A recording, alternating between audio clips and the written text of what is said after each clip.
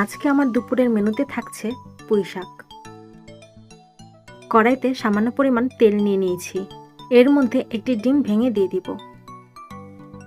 দিয়ে দিলাম 1 চিমটি লবণ। ডিমের স্ক্রাম্বল বানিয়ে নিচ্ছি।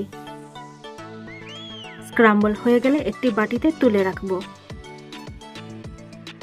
2 টেবিল চামচ তেল নিয়ে নিচ্ছি। এখন দিয়ে দিব 1/3 কাপ পেঁয়াজ কুচি। দিয়ে দিচ্ছি 4টা কাঁচামরিচ।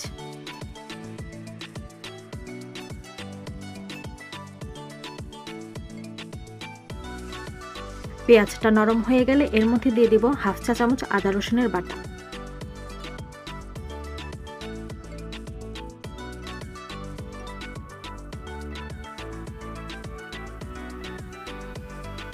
দিয়ে দিচ্ছি 1/3 চা চামচ হলুদের গুঁড়া, 1/3 চা চামচ মরিচের গুঁড়া। দিব স্বাদ মতো লবণ।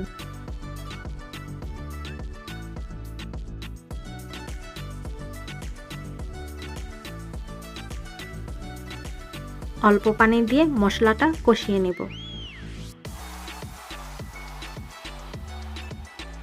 মশলা কষানো হয়ে গেলে দিয়ে দিব টুকরো করে কেটে নেওয়া 2টি আলু।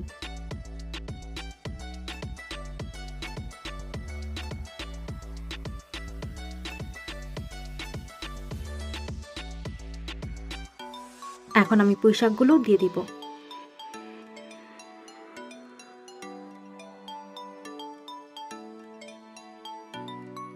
আমি এখানে কোনো পানি ব্যবহার করব না।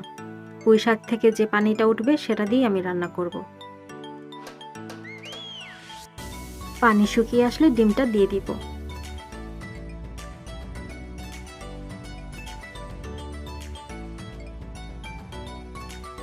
পানি একদম শুকিয়ে যাওয়া পর্যন্ত অপেক্ষা করব।